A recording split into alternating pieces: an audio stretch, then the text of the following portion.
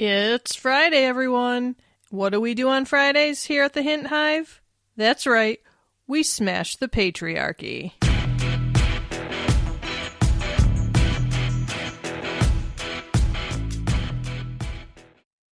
Hello, my fellow queens. Welcome back to the Hint Hive, Amplifying Women's Voices. I'm Kelly Hint, your host, psychotherapist, feminist life coach, and the queen bee of this particular hive. And today we're talking about something that can feel incredibly personal, incredibly emotional, and frankly, incredibly fucking unfair. Women's hair loss. And yes, this is going to be an episode where I am myself. I'm taking the filter off and you are going to get the raw me. Because you know what? This is something that affects me personally also, and sometimes I get fired up. So, if you have never experienced hair loss, you might hear that topic and think, okay, hair. It grows back. Why is this such a big deal? Oh, my friend. If you've experienced it, you already know. Because hair isn't just hair. For many women, our hair becomes connected to our identity, femininity, sexuality, attractiveness, age, cultural identity, confidence, and the way we believe other people see us. And when that hair starts disappearing, it can feel like we're losing a piece of ourselves. And today I want to talk about why. Not because women should be taught to care so much about their appearance. Quite the opposite, as a matter of fact. I want us to understand why hair loss can be emotionally devastating without shaming women for caring about it. Because here's the thing. You can be a feminist. You can believe women are infinitely more valuable than their appearance. You can reject impossible beauty standards. And you can still be really fucking upset when your hair starts falling out. Those things are not contradictory. So grab your coffee, your tea, a nice comfy blanket, whatever keeps you going, and let's get into it.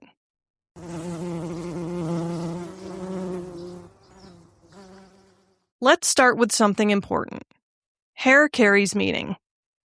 Humans have been using hair to communicate identity, status, culture, religion, sexuality, gender, age, rebellion, conformity, and social belonging for thousands of years. Think about how much information a hairstyle can communicate. Long hair, short hair, gray hair, braids, locks, natural curls, a pixie cut, a shaved head, a ponytail, a particular color, a particular style. Hair can be deeply connected to who we believe that we are. And women have been especially conditioned to view hair as a component of femininity. From childhood, girls receive messages about what beautiful hair looks like. We're taught how to style it, how to tame it, how to straighten it, how to curl it, how to color it, how to hide gray, how to make it look thicker, how to make it shinier, how to make it manageable. And we're constantly bombarded with images of women with thick, shiny, youthful-looking hair. So when a woman starts losing her hair, she's not simply losing strands. She may feel like she's losing something that society has repeatedly told her is part of what makes her feminine and attractive. And that's where the psychological impact comes in. Let's break this down and talk about why women's hair loss can feel so incredibly devastating. First, hair is connected to identity. Imagine looking in the mirror and not recognizing yourself. That's one of the experiences that many women describe when their hair changes dramatically. You might still have the same face, same eyes, same smile, same personality, same badass brain, but something about your reflection feels unfamiliar. And psychologically, that matters. Our appearance contributes to something called body image, the way we perceive and experience our physical selves. When our appearance changes unexpectedly, we may have to psychologically adjust to a new version of ourselves. And that adjustment isn't always easy. And also, Hair loss can trigger grief. Here's something I really want women to hear. You are allowed to grieve your hair. You don't have to minimize it. You don't have to say, well, at least I'm healthy, or at least I'm getting chemo and working on my health, or other people have bigger problems, or it's stupid to care about hair. Those statements may be technically true in some circumstances, but they don't erase your emotional experience. If something matters to you and you lose it, grief can happen. Hair loss can involve grief over the way you used to look, the hairstyles you loved, the identity you associated with your hair, feeling youthful, feeling attractive, feeling feminine, feeling recognizable to yourself, and the expectation that your appearance would remain relatively stable. And sometimes the grief is not about the hair itself. It's about what the hair represented. Now, let's talk about something particularly loaded for women. Aging. Hair loss can become a very visible reminder that our bodies are changing. And women have been taught that aging is something we're supposed to fight. Society tells women, don't get wrinkles, don't gain weight, don't get gray, don't look tired, don't look old, don't let your boobs sag, don't let your skin change, don't let your hair thin. Basically, age, but don't fucking look like you've aged. And then we're somehow expected to feel naturally confident about ourselves. That's quite the psychological mindfuck, isn't it? Hair thinning can feel like another piece of evidence that our bodies are moving into a different stage of life, and some of us aren't really excited about that. Some of us don't mind so much, but others can be devastated by the aging process. For some women, particularly during perimenopause and menopause, changes in hair can become intertwined with other bodily changes. And suddenly, you're thinking, wait, is this what aging looks like? That realization can bring up fear. Fear of becoming invisible. Fear of becoming less desirable. Fear of being perceived as old. Fear of losing sexual attractiveness. Fear of becoming irrelevant. And let's be brutally honest, women are often treated differently as they age. So when a woman becomes distressed about hair loss, sometimes she's not just reacting to the hair. She's reacting to the social consequences she fears may come with looking older. Hair can also be tied to sexuality. Many women associate feeling attractive with having certain physical characteristics, and hair can absolutely be one of them. Maybe you've always felt sexy with long hair. Maybe your partner has always complimented your hair. Maybe you loved the way your hair looked when you went out on a date. Maybe you felt powerful walking into a room with your hair styled exactly the way you wanted. So when hair starts disappearing, you might wonder, am I still attractive? Will my partner still find me sexy? Will people look at me differently? And that can be painful. Here's where I want to separate two concepts. Your sexuality is yours, and your worth is yours.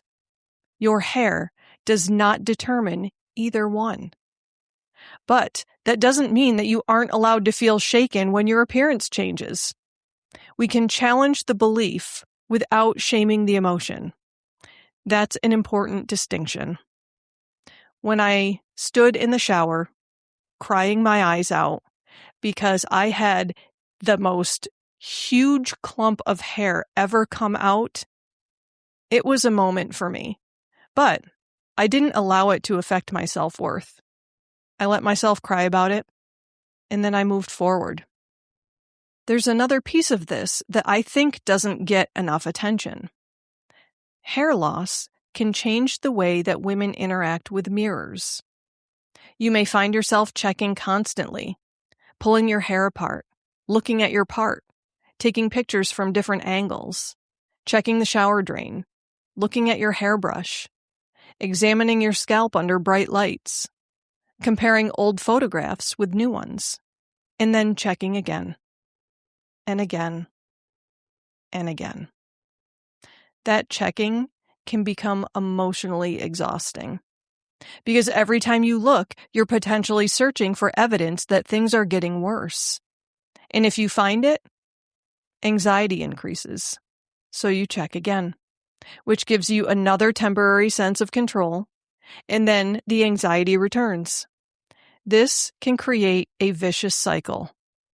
Notice, worry, check, temporarily reassure yourself, worry again, check again, and so on. If you're doing this, I want you to approach yourself with compassion rather than judgment. Your brain is trying to reduce uncertainty. Unfortunately, repeated checking often keeps the anxiety alive. Now, let's get factual for a minute. Female pattern hair loss is the most common cause of hair loss in women.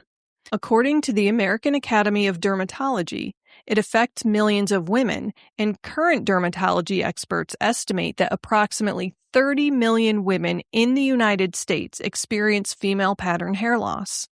Nearly 1 in 2 women may develop it by age 50. So if you're experiencing hair thinning, you are absolutely not alone. And here's another important fact. Hair loss in women can have many causes.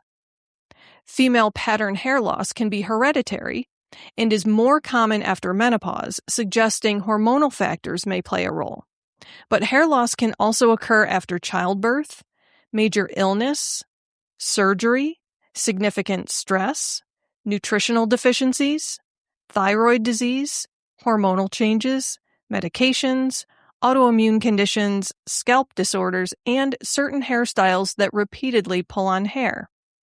In other words, don't automatically assume it's genetics. And don't automatically assume it's menopause. And don't automatically assume you're just stressed. Hair loss deserves an actual evaluation. And this is your official Queen Bee public service announcement. Please stop letting TikTok diagnose your scalp and everything else, for crying out loud. I love the internet. I love information, but hair loss is complicated. 2 women can experience similar looking thinning for completely different reasons. And treatment depends on the cause. The American Academy of Dermatology recommends seeing a dermatologist who can examine the scalp and hair and determine what is happening. Depending on the situation, evaluation may include blood tests or other testing to investigate possible deficiencies, hormonal problems, disease, or infection. So if you're losing hair, particularly if it's sudden, dramatic, patchy, accompanied by scalp inflammation or pain, or otherwise unusual for you, get evaluated.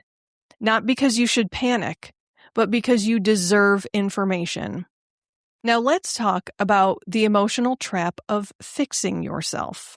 And this is where I want to bring in my feminist life coach hat, because there's an entire industry ready to capitalize on your fear. Hair loss can become a fucking shopping spree. Supplements, shampoos, serums, oils, devices, hair fibers, extensions, wigs, scalp treatments, miracle vitamins, before and after photographs, and some of these things may be useful. But the problem occurs when companies convince you that your problem isn't hair loss. Your problem is that you're not doing enough to prevent it.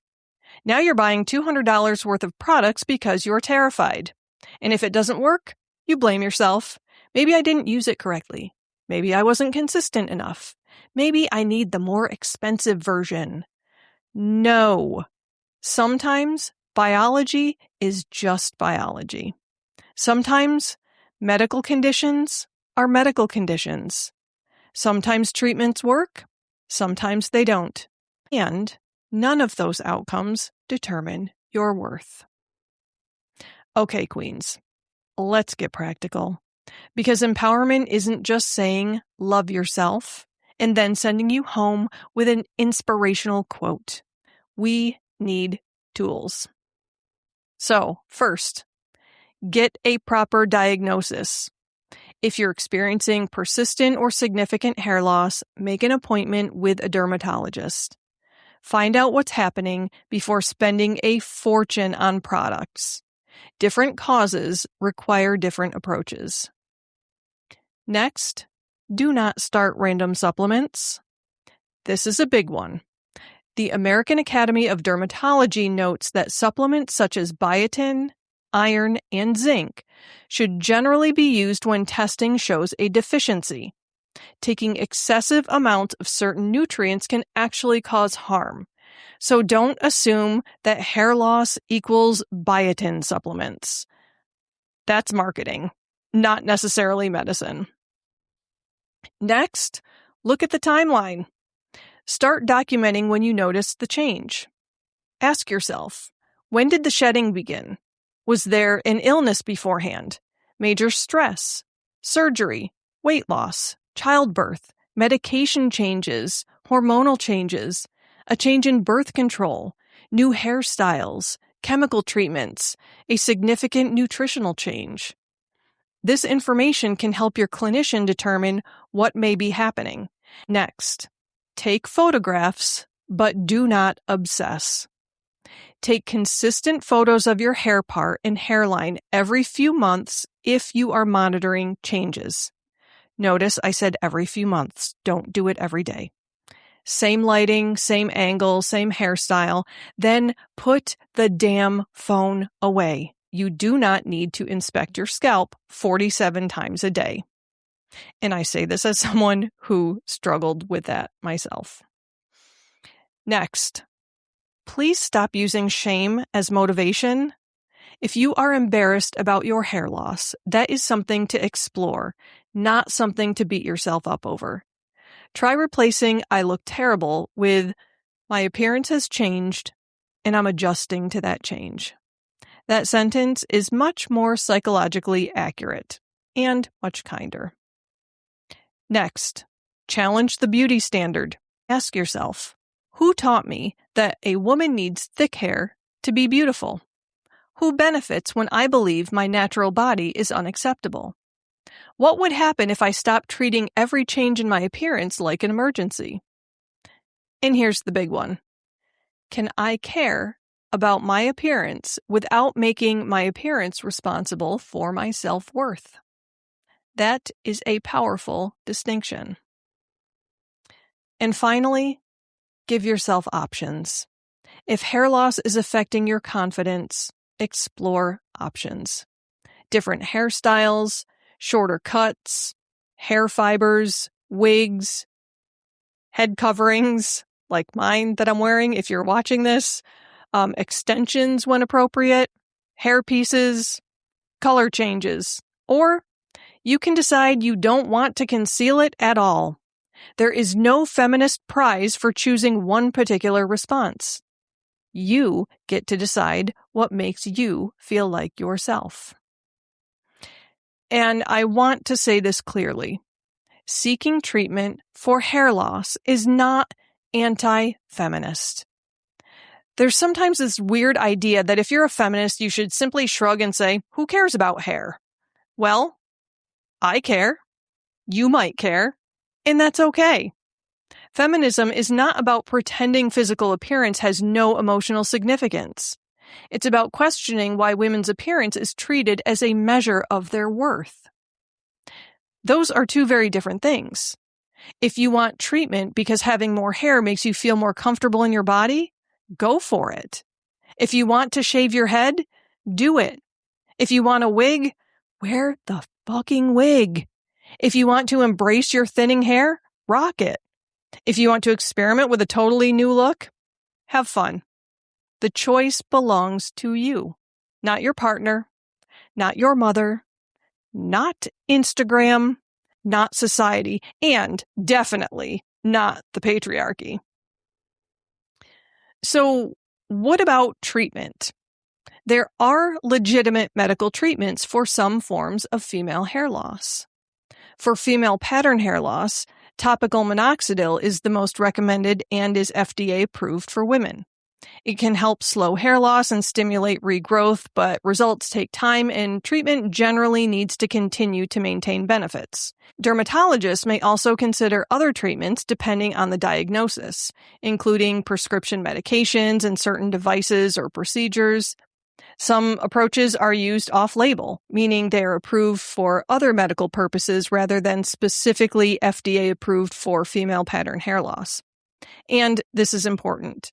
Talk to a qualified healthcare professional before starting treatment, especially if you're pregnant, trying to become pregnant, breastfeeding, taking medications other than what you're looking into, or dealing with other medical conditions. Because hair loss treatment is not a one-size-fits-all approach. All right, now let's zoom out and talk about the bigger feminist issue, because this episode isn't really about hair. It's about what women have been taught to believe about themselves. We've been taught that youth is valuable, that beauty is valuable, that femininity has a particular look, that desirability is something women must consistently maintain, that aging is a failure, that looking put together is a moral virtue, and that if our bodies change, we are supposed to fix them. Immediately, quietly, without complaining, and preferably before anyone notices. Well, I say, fuck that. Your body is not a renovation project. You are not a defective woman because your body changes. You are not failing because your hair thins. You are not less feminine because you lose hair. You are not less sexual. You are not less interesting. You are not less worthy. You are not becoming invisible. You are becoming a woman with a body that is changing. And that is what bodies do. And I want to put my psychotherapist hat on for this part. If hair loss is causing intense anxiety, depression, social withdrawal, avoidance, shame, obsessive checking, or significant distress, do not dismiss that. Your emotional reaction deserves care too.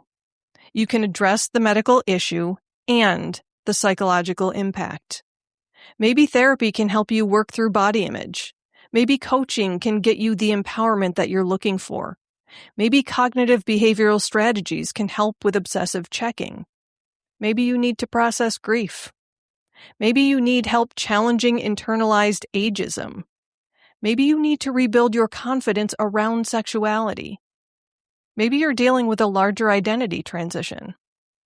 There is no shame in getting support. Sometimes the bravest thing that you can say is, "This is affecting me more than I expected, and I need some help." That, ladies, is not weakness. That is self-awareness. And now, my queens, it is time for our badass affirmation of the week. Here it is. My body does not owe the world a certain appearance. I am not losing my worth when my appearance changes. I am still powerful, desirable, whole, and fucking magnificent. Say it again, slowly. My body does not owe the world a certain appearance. Your body does not owe anybody youth. Your body does not owe anybody thick hair. Your body does not owe anybody beauty. I am not losing my worth when my appearance changes. Because your worth isn't sitting in your hair follicles. It's not hiding in your reflection. It's not measured by how many compliments you receive. And it's certainly not determined by whether you fit somebody else's definition of feminine beauty. I am still powerful, desirable, whole, and fucking magnificent. Because you are a whole person. Your intelligence, your humor, your sexuality, your compassion, your courage, your creativity, your experiences, your voice, your fucking resilience. That is you. Hair is one part of you. It's not the entirety of you. And if your hair changes, you get to grieve it. You get to treat it. You get to adapt. You get to change your style. You get to wear a wig. You get to shave your head. You get to cry in the shower like I did. You get to be angry. You get to eventually decide, okay, this is my body. This is my life. And I'm still going to fucking live it. That is empowerment. Not pretending you don't care. Not pretending you're thrilled about every change. But choosing not to let the change define you.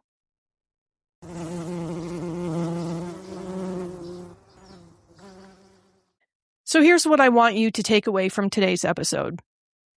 If you are experiencing hair loss, please do not shame yourself for being upset. Your feelings make sense. Hair can carry enormous psychological and cultural meaning, and women's hair loss is common enough that you absolutely are not alone. But please don't let fear make all of your decisions. Get information, get evaluated, learn what is actually happening. Explore legitimate treatment options if you want them. And take care of your mental health while you are taking care of your scalp. Most importantly, remember this. You are not your hair. You are the woman underneath it. And that woman is still there. She's still intelligent. She's still funny. She is still sexual. She's still capable. She's still powerful. She's still allowed to take up space. She's still allowed to be seen. And she is still fucking worthy. And maybe, just maybe, one of the most radical things we can do as women is learn to care for our bodies without making our bodies earn our love. That is the work. That is the rebellion. And that is where I want us to keep going. Okay, queens, here's your challenge for this week. If you are experiencing hair loss, make the appointment you've been putting off. Do not Google yourself into oblivion. Don't buy 17 supplements at 2 o'clock in the morning because an influencer told you that they changed her life. Get real information. And if you're not personally experiencing hair loss, I want you to do something else. Change the conversation. If a woman tells you she's struggling with hair loss, don't immediately say, "Oh, you can't even tell." Don't tell her she should just embrace it. Don't tell her she should buy some miracle product. Instead, say, "That sounds really difficult. How are you feeling about it?" Sometimes, what women need is not another solution. Sometimes they need someone to acknowledge that the experience is hard. That's called validation. And we all need it sometimes. And of course, if this episode resonated with you, share it with another woman who needs to hear it. Follow the Hint Hive on your favorite platform. Subscribe wherever you're listening or watching. And if you're watching on YouTube, hit that subscribe button and turn on notifications so you don't miss the next episode, because you never know what I'm going to come out with next. Because here in the Hive, we are not here to tell women how they should look. We are here to remind women that they get to decide who they are. I'm Kelly Hint, your Queen Bee, reminding you to take care of yourselves, to take up space, to question the bullshit, and remember, your worth was never growing out of your scalp in the first place. See you next week.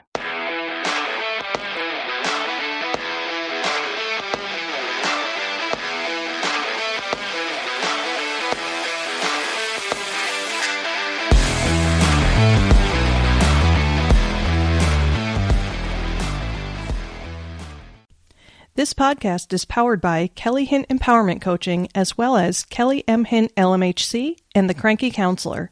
To find out more about coaching services, head over to CoachKellyHint.com. If you'd like to know more about the psychotherapy services I offer to individuals within the state of New York, you can check out KellyMHint.com. And if you'd like to learn more about aromatherapy, you can check out TheCrankyCounselor.com.